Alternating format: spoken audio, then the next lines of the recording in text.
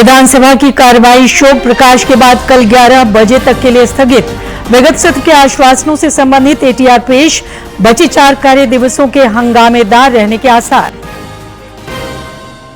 रांची में छात्रों का आंदोलन जारी, आमरण अनशन के जरिए संघर्ष को विद्यार्थियों ने दी धार। नेता प्रतिपक्ष ने विवादित परीक्षाओं को रद्द करने और सीबीआई से जांच की मांग दोहराई। राज्य सरकार का अग्निशमन सेवा को और बेहतर बनाने पर फोकस, मुख्यमंत्री ने आधुनिक सुविधाओं से लैस वाहनों को किया रवाना, कार्य दक्षता बढ़ाने पर जोर। और महिला जूनियर हॉकी एशिया कप के लिए भारतीय टीम की घोषणा, झारखंड की 3 बेटियों का चयन। सुदेश महतो ने अंतर्राष्ट्रीय वुशु प्रतियोगिता की पदकवीर अंजना महतो को किया सम्मानित।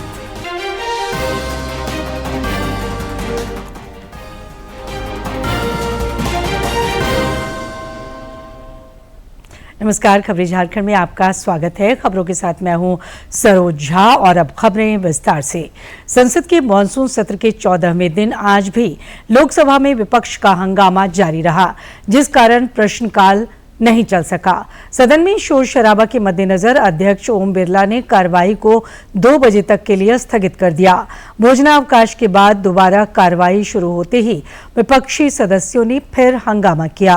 पीठासीन अधिकारी ने सदन चलने देने का आग्रह किया। सदन में बन रही अव्यवस्था को देखते हुए कार्यवाही को कल सवेरे 11 बजे तक के लिए स्थगित कर दिया गया। इधर राज्यसभा में शोर शराबे के बीच सरकार ने कुछ विधायी कार्य निपटाए। संसदीय कार्य मंत्री किरेन रिजिजू ने सदन की कार्रवाई में बाधा उत्पन्न करने पर विपक्ष को घेरा और अड़ियल रवैये की आलोचना की। Rule 235 sub-clause 2. While the council is sitting, a member sub-clause 2 shall not interrupt any member while speaking by disorderly expression or noise or in any manner, disorderly manner.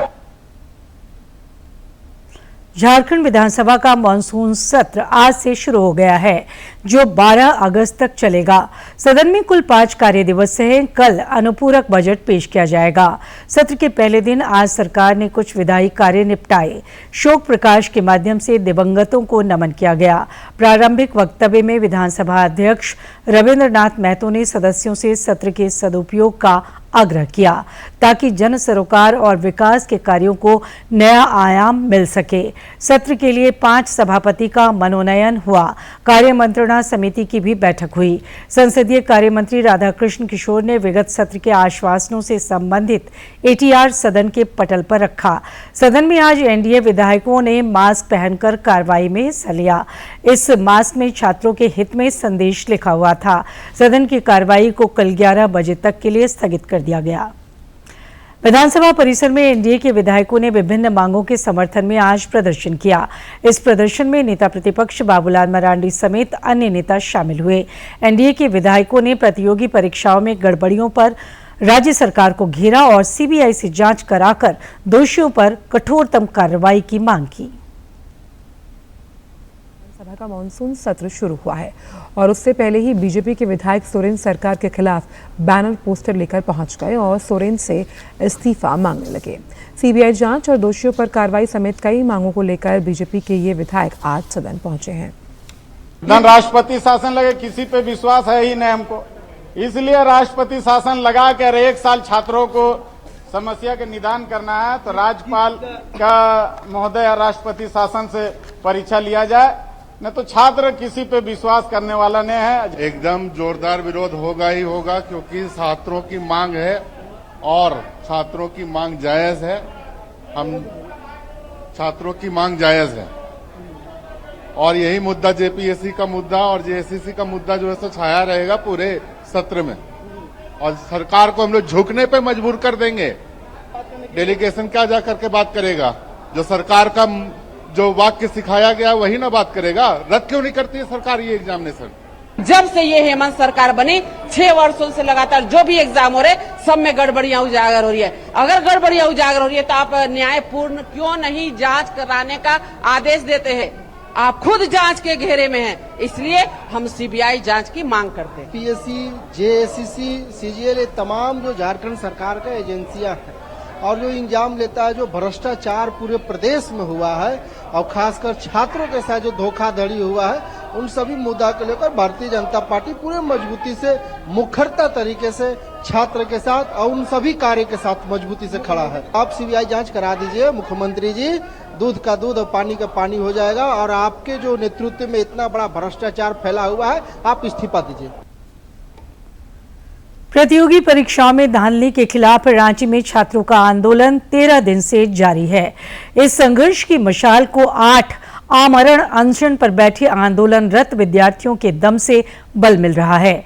आइए देखते हैं इन 8 युवाओं के हौसलों को, जिन्होंने इंसाफ की आवाज को बुलंद करने के लिए अन्न त्यागने का फैसला किया। मैं अकेला ही चला था जानिबे मंजिल, मगर लोग जुड़ते गए और कारवां बनता गया। ऐसा ही कुछ रांची के जयपाल सिंह मुंडा स्टेडियम में आमरण अनशन पर बैठे 8 छात्र नेता और विद्यार्थियों की कहानी है। इन 8 छात्रों के दम से आंदोलन और संघर्ष नए मुकाम तक पहुंचा है। छात्र नेता देवेंद्रनाथ महतो ने भूख हड़ताल जैसे सत्याग्रह का फैसला यहां सबसे पहले किया। अब वो कमजोर भी दिख रहे हैं, लेकिन छात्र हित में हौसले मजबूत हैं। आखिर सरकार इतना निर्दयी क्यों हो गई है, जबकि स्टेट का लोकल गवर्नमेंट है और उनके राज्य के छात्र का जेन्युइन डिमांड है। तो आगे हम इस आंदोलन को आगे भूख हड़ताल पर ही रखेंगे और 10 अगस्त को विधानसभा मार्च का आह्वान किए हैं। झारखंड में प्रतियोगी परीक्षाओं में गड़बड़ी का मामला देश भर में गूंज रहा है। छात्र आंदोलन के तौर तरीके भी बेहद लोकतांत्रिक है। यहाँ शालीनता के साथ आंदोलन जारी है। अन्न त्याग कर महेंद्र प्रसाद, प्रेम नायक और कुश महतो भी अपनी आवाज सरकार तक पहुंचा रहे हैं। तक एक भी एग्जाम झारखंड का हम लोग नहीं निकाल पाते हैं। रीजन क्या है कि सारे नौकरियां को 20, 25, 30 लाख, 50 लाख में बेचा जाता है। ये जीता जागता उदाहरण है। सरकार यानी श्री हेमंत सोरेन जी से कहना चाहते हैं कि आप अगर हमारी बातों को नहीं सुनती हैं तो आपके इस्तीफे की हम मांग करते हैं और धीरे धीरे हम अपने आंदोलन को आगे ले जाते रहेंगे। सारी एग्जामों में जो हमारे वैकेंसी को एकदम सीधे रूप से बेचे जा रहे हैं, बिचौलिए के हाथ में दिए जा रहे हैं और ब्लैक लिस्टेड कंपनी को झारखंड में भेजा जा रहा है और उनके द्वारा एग्जाम को कंडक्ट किया जा रहा है। आंदोलनरत छात्र झारखंड में नियुक्ति में पारदर्शिता लाने और सभी विवादित परीक्षाओं को रद्द करने तथा इसकी सीबीआई जांच कराने की मांग कर रहे हैं। धरना स्थल पर तस्वीरों, प्लेकार्ड और बैनर पोस्टर के जरिए सरकार पर व्यंग के तीर चलाकर न्याय की मांग की जा रही है। जेपीएससी और जेएससीसी के परीक्षार्थी राहुल क्रांति और रुपेश पाल ने भी 3 दिनों से भूख हड़ताल का रास्ता अपनाया है और सरकार को झुकाने के लिए भूख के आगे झुकने को तैयार नहीं है। 10 अगस्त को विधानसभा का हम लोग घेराव भी करेंगे। उस दिन मुख्यमंत्री का इस्तीफा का मांग करेंगे। सरकार से हम लोग मांगे कि जो गड़बड़ी पाई गई है, जो अभी नेशनल न्यूज पर हर जगह नेशनल मीडिया पे चल रहा है और जेसीसी का चेयरमैन को एल के हंगते इस्तीफा दिए हैं, अभी वो मार्कशीट भी वायरल चल रहा है। सरकार को इस चीज़ को देखते हुए अब तक एग्जाम को रद्द करना चाहिए था। अगर हम लोग की सरकार बात नहीं मानती है तो ये जो हम लोग भूख हड़ताल बैठे हैं ऐसे निरंतर जारी रहेगा। झारखंड की बेटियां भी इंसाफ की इस लड़ाई में पीछे नहीं है। पहले दिन से ही इस आंदोलन में लड़कियां भी बढ़ चढ़कर हिस्सा ले रही हैं। दिन गुजरने के साथ हर रोज कारवां बढ़ रहा है। अब तो हबीबा और सविता कुमारी ने भी एक कदम आगे बढ़कर भूख हड़ताल शुरू कर दिया है। जब तक से सरकार हमारी बातों को नहीं मान लेती है, क्योंकि हमारे अधिकारों का हनन हुआ है, अगर हमारे अधिकारों को वो सूद समेत वापस नहीं कर देती है, तब तक हम लोग यहाँ पे अन्न ग्रहण नहीं करेंगे, चाहे जो भी हो जाए, क्यों ना मुझे प्राणों की आहुति भी देने पड़े, मैं इसके लिए तैयार हूँ। तरह जेएसएससी और जेपीएससी में धांधलिया पे धांधलिया, सीटों को बेचा जा रहा है खुलेआम। तो हमारी सरकार से एक ही मांग है कि आप जेएसएससी और जेपीएससी में रिफॉर्म कीजिए, सीबीआई की जांच करवाई, ईडी की जांच करवाई, क्योंकि हमको आपके पर भरोसा नहीं है। यह आंदोलन देश को संदेश भी दे रहा है। अगस्त का महीना वैसे भी देश प्रेम की नई अलख जगाता है और रांची में तिरंगा यात्रा के दौरान इन छात्रों ने उस जज्बे का भी परिचय दिया। धरना स्थल भी देशभक्ति गीतों से गुंजायमान है।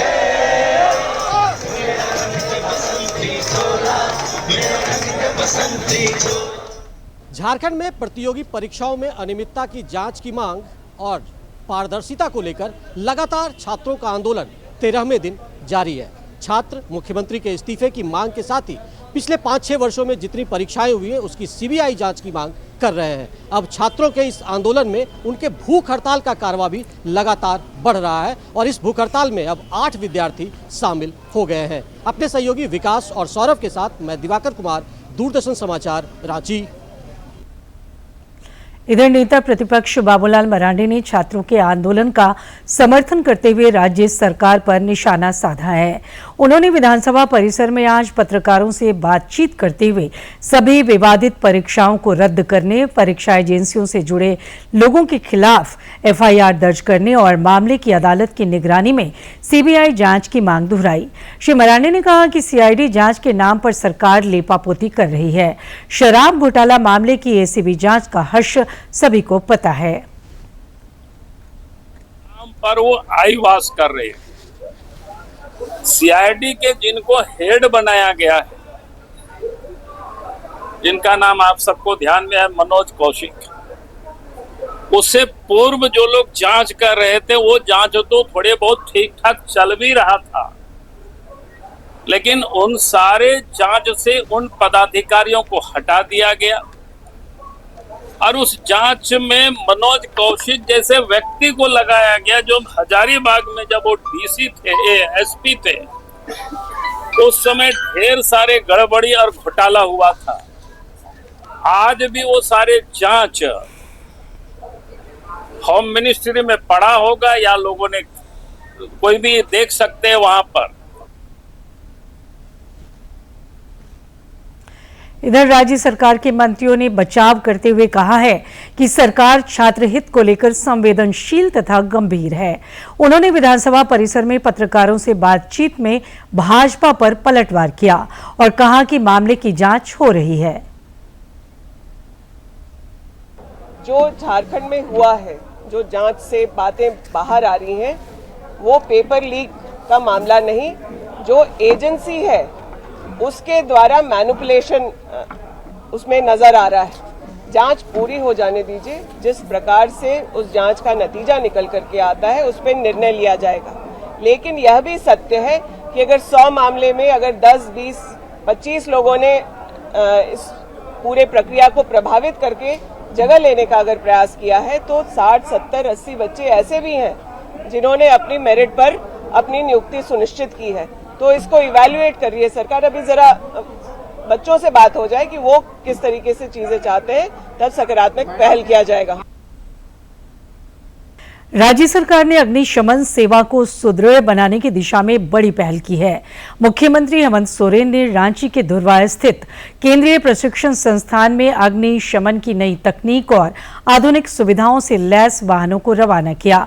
कुल 58 वाहन उपलब्ध कराए गए हैं, जिनमें से 21 को आज सांकेतिक रूप से रवाना किया गया। मुख्यमंत्री ने भरोसा जताया कि आधुनिक तकनीक से लैस ये वाहन आपातकालीन सेवाओं को और अधिक त्वरित तथा प्रभावी बनाएंगे। श्री सोरेन ने अग्निशमन सेवा के महत्व को भी रेखांकित किया। वो नहीं जा पाती,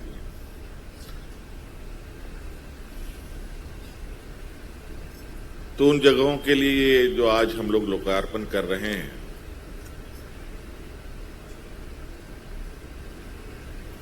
ये फायर ब्रिगेड की जो गाड़ियां हैं निश्चित रूप से काफी प्रभावी होंगी।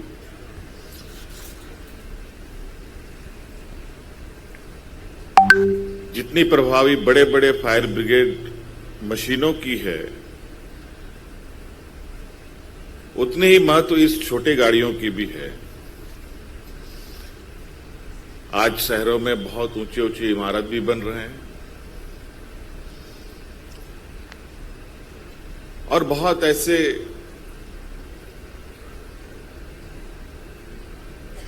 मोहल्ले भी हैं जहां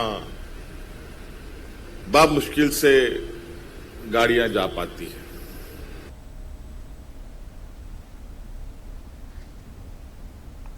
केंद्र सरकार प्रधानमंत्री नरेंद्र मोदी के फेसबुक से वीडियो अस्थायी रूप से हटाए जाने के प्रकरण पर बेहद सख्त है। मेटा अधिकारियों से आज भी पूछताछ होनी है। आज होने वाली बैठक में आईटी मंत्री अश्विनी वैष्णव, इलेक्ट्रॉनिक्स और सूचना प्रौद्योगिकी मंत्रालय के वरिष्ठ अधिकारी और मेटा की टेक्निकल टीम शामिल होगी। सरकार कंटेंट मॉडरेशन, एआई से तैयार सामग्री की निगरानी, बाल यौन शोषण सामग्री पर कार्रवाई और सत्यापित खातों के कंटेंट हटाए जाने जैसे मुद्दों पर कंपनी से विस्तृत जवाब मांगेगी। आईटी सचिव एस कृष्णन ने कहा कि ये सरकार ये समझना चाहती है कि मेटा की कुछ प्रणालियां अपेक्षित तरीके से क्यों काम नहीं कर रही और भविष्य में ऐसी घटनाओं को रोकने के लिए कंपनी क्या क्या कदम उठा रही है। उन्होंने कहा, सार्वजनिक हस्तियों के सत्यापित खातों के मामलों में पर्याप्त सुरक्षा उपाय होने चाहिए। सरकारी सूत्रों के मुताबिक मेटा अधिकारियों ने स्वीकार किया कि कुछ कंटेंट को पैसे लेकर प्रमोट किया गया था और इस पर खेद भी जताया। सरकार ने कंपनी को स्पष्ट किया कि वो केवल मध्यस्थ होने का दावा कर जिम्मेदारी से बच नहीं सकती। सूत्रों का कहना है कि कंटेंट के वितरण और प्रमोशन में सक्रिय भूमिका होने की वजह से आईटी कानून के तहत मिलने वाला सेफ हार्बर संरक्षण स्वतः लागू नहीं माना जाएगा।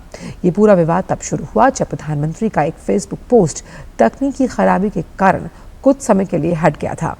मेटा ने इस तकनीकी त्रुटि बताते हुए पोस्ट को बहाल कर दिया और माफी भी मांगी, लेकिन सरकार ने इस स्पष्टीकरण को पर्याप्त नहीं माना। इसके बाद मेटा के शीर्ष वैश्विक अधिकारियों को तलब किया गया और अब आज दूसरे दौर की बैठक में सरकार कंपनी से जवाबदेही और सुधारात्मक कदमों पर विस्तृत चर्चा करेगी। राज्य में पुलिस अपराधियों के खिलाफ जीरो टॉलरेंस की नीति पर अग्रसर है। पलामू के मेदिनी नगर में पुलिस और कुख्यात अपराधी सुमित चंद्रवंशी के बीच मुठभेड़ हुई। सदर थाना क्षेत्र के बजराहा में हथियार बरामदगी के दौरान सुमित ने पुलिसकर्मी की पिस्टल छीनकर फायरिंग की। पुलिस की जवाबी कार्रवाई में उसके पैर में गोली लगी, जिसके बाद पुलिस ने उसे गिरफ्तार कर इलाज के लिए मेदिनी राय मेडिकल कॉलेज एवं अस्पताल में भर्ती कराया। पुलिस के अनुसार एक चर्चित गोलीकांड का मुख्य आरोपी है। घटना के बाद वरिष्ठ पुलिस अधिकारी मौके पर पहुंचे और मामले की जांच की जा रही है। हॉकी इंडिया ने AHF महिला जूनियर एशिया कप हॉकी के लिए 18 सदस्यीय भारतीय टीम की घोषणा कर दी है। इस टीम में झारखंड की पार्वती टोपनो, रोशनी आइंद और विनिमा धान का चयन हुआ है। ये चैंपियनशिप 30 अगस्त से 13 सितंबर तक चीन में आयोजित की जा रही है। झारखंड की ये तीनों बेटियां भी इस प्रतियोगिता में दम दिखाएंगी। रांची जिले के सिल्ली की रहने वाली अंजना महतो ने जॉर्जिया में संपन्न अंतर्राष्ट्रीय वुशु प्रतियोगिता में 2 कांस्य पदक जीतकर देश का नाम रोशन किया है। अंजना महतो को इस बड़ी उपलब्धि पर आजसू पार्टी के अध्यक्ष सुदेश कुमार महतो ने सम्मानित करते हुए बधाई और शुभकामनाएं दी हैं। ये प्रतियोगिता 30 जुलाई से 4 अगस्त तक आयोजित हुई थी, जिसमें अंजना महतो ने खेल प्रतिभा का उत्कृष्ट प्रदर्शन करते हुए 2 पदक जीतकर युवाओं के लिए प्रेरणा स्रोत बनी हैं। राष्ट्रीय और अंतर्राष्ट्रीय स्तर के खेल प्रतियोगिताओं में झारखंड के खिलाड़ी परचम लहरा रहे हैं। दिल्ली में आयोजित वर्ल्ड अर्निश चैंपियनशिप में मार्शल आर्ट खिलाड़ी अरहान आलम ने स्वर्ण पदक जीतकर राज्य को गौरवान्वित किया है। इस अंतर्राष्ट्रीय स्तर की प्रतियोगिता में 27 देश के खिलाड़ियों ने हिस्सा लिया था। रांची के डीएवी पब्लिक स्कूल में अरहान अध्ययनरत हैं। रांची पहुंचने पर अरहान आलम का एयरपोर्ट पर गर्मजोशी से स्वागत हुआ। हिरोशिमा परमाणु बम त्रासदी के 81 वर्ष बीत चुके हैं। वर्ष 1945 में आज ही के दिन परमाणु बम विस्फोट ने लाखों की जान ले ली थी। ये दिवस बताता है कि शांति का मार्ग ही मानवता के लिए सही मार्ग है। ईंट जो किसी घर की नींव थी, वो हर आवाज जो किसी जिंदा दिल शहर की पहचान थी, और वो हर धड़कन जो जीवन की गवाही देती थी, सब कुछ एक ही पल में बदल गया। 6 अगस्त 1945 को जापान के हिरोशिमा शहर पर गिरे परमाणु बम ने सिर्फ इमारतों और लोगों को ही नहीं मिटाया, बल्कि पूरे मानव समाज को ये सोचने पर मजबूर कर दिया कि विज्ञान की शक्ति जब नैतिकता और संवेदना से अलग हो जाती है तो उसका अंजाम कितना भयावह हो सकता है। हिरोशिमा दिवस सिर्फ एक तारीख नहीं, बल्कि वो याद है जो दुनिया को आज भी संवेदनशीलता और शांति की जरूरत का एहसास कराती है। जब अमेरिका का परमाणु बम लिटिल बॉय हिरोशिमा पर गिरा, हजारों जिंदगियां पल भर में मिट गईं। शहर जलता रहा, परिवार राख और धुएं के गुबार के बीच अपनों को ढूंढते रहे। साल बीतते बीतते करीब 1,40,000 लोग मारे जा चुके थे। ये मौतें एक साथ नहीं आई। कुछ लोग मलबे में दबकर या आग में जलकर तुरंत काल के गाल में समा गए। वहीं बचे हुए लोग धीरे धीरे रेडिएशन, गंभीर जलन, आंतरिक चोटों और जहरीले काली बारिश की वजह से दम तोड़ते रहे। हालांकि हिरोशिमा की कहानी सिर्फ दर्द में ही सीमित नहीं रही। पूर्ण विनाश के बाद भी इस शहर ने बदला लेने का नहीं, बल्कि नवीनीकरण और शांति का रास्ता चुना। हिरोशिमा के चश्मदीद अब इतिहास का हिस्सा बनते जा रहे हैं, लेकिन ये शहर आज भी दुनिया को भूलने नहीं देता। स्मृतियां, संग्रहालय और शांति संदेश आज भी हमें याद दिलाते हैं कि परमाणु शक्ति का दुरुपयोग कितना घातक हो सकता है। हिरोशिमा की त्रासदी एक चेतावनी है। यदि हमने इतिहास से सबक नहीं लिया तो भविष्य और भी भयावह हो सकता है। हिरोशिमा की याद हमें हर दिन ये सिखाती है कि शांति ही एकमात्र रास्ता है। Bureau report, DD news. और अब मौसम की जानकारी। राज्य के कई क्षेत्रों में 8 अगस्त तक बारिश, आंधी और वज्रपात की संभावना है। आज रांची, लोहरदगा, गुमला और खूंटी समेत कुछ अन्य जिलों में भारी बारिश की संभावना है, जिसे लेकर मौसम विज्ञान केंद्र ने चेतावनी जारी की है। 7 और 8 अगस्त को भी गुमला और खूंटी समेत कुछ अन्य इलाकों में भारी बारिश के आसार हैं। पिछले 24 घंटे के दौरान जामताड़ा के फतेहपुर में 110 मिलीमीटर बारिश रिकॉर्ड की गई है। पिछले सप्ताह भर से रुक रुक कर जारी बारिश की वजह से वर्षा आंकड़ों में काफी सुधार हुआ है। इस मॉनसूनी सीजन में अब बारिश की कमी 24% रह गई है। पश्चिमी सिंहभूम में तो सामान्य से 13% अधिक बारिश हुई है। और अब जानते हैं कि किन बातों के लिए इतिहास के पन्नों में आज का दिन खास है। 6 अगस्त साल 1945 को इतिहास में पहला परमाणु हमला हुआ। यह हमला द्वितीय विश्व युद्ध के दौरान संयुक्त राज्य अमेरिका ने जापान के हिरोशिमा शहर पर किया। इस परमाणु बम ने शहर के हजारों लोगों को पल भर में मौत के घाट उतार दिया। इस हमले में हजारों लोगों ने अपनी जान गंवाई और बड़े पैमाने पर हजारों इमारतें नष्ट हो गई थीं। जो लोग बच गए वे अपंगता के शिकार हो गए। दूर दूर तक के इलाकों में घंटों काली बारिश होती रही और रेडियोएक्टिव विकिरण ने जिंदा दिली से भरे इस शहर में कहर बरपा दिया और चारों तरफ मौत का मंजर था। अमेरिका ने इस परमाणु बम को द लिटिल बॉय नाम दिया। द्वितीय विश्व युद्ध में जापान अमेरिका और उसके सहयोगी देशों के खिलाफ था। इस परमाणु हमले का एक कारण यह भी था कि जापानी सैनिकों ने ब्रिटिश और अमेरिकी सैनिकों के साथ क्रूर व्यवहार किया था। अमेरिका की शुरुआती हिट लिस्ट में 5 जापानी शहर थे और नागासाकी उनमें से नहीं था। सूची में कोकुरा, हिरोशिमा, योकोहामा, निगाटा और क्योटो शामिल थे। बाद में क्योटो की जगह नागासाकी ने ले ली। हिरोशिमा पर गिराया गया लिटिल बॉय बम यूरेनियम 235 से बना था। हिरोशिमा शहर में हुए परमाणु बम के हमले से जापान उबरा भी नहीं था कि अमेरिका ने 3 दिन के बाद ही 9 अगस्त को दूसरे शहर नागासाकी पर दूसरा परमाणु हमला कर दिया। हर साल 6 अगस्त को परमाणु धमाके में जान गंवाने वाले लोगों की याद में हिरोशिमा डे मनाया जाता है।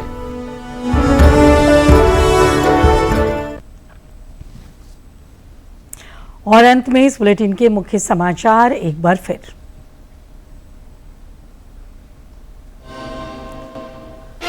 विधानसभा की कार्रवाई शोक प्रकाश के बाद कल 11 बजे तक के लिए स्थगित। विगत सत्र के आश्वासनों से संबंधित एटीआर पेश, बचे 4 कार्य दिवसों के हंगामेदार रहने के आसार। रांची में छात्रों का आंदोलन जारी, आमरण अनशन के जरिए संघर्ष को विद्यार्थियों ने दी धार। नेता प्रतिपक्ष ने विवादित परीक्षाओं को रद्द करने और सीबीआई से जांच की मांग दोहराई। राज्य सरकार का अग्निशमन सेवा को और बेहतर बनाने पर फोकस। मुख्यमंत्री ने आधुनिक सुविधाओं से लैस वाहनों को किया रवाना, कार्य दक्षता बढ़ाने पर जोर। और महिला जूनियर हॉकी एशिया कप के लिए भारतीय टीम की घोषणा।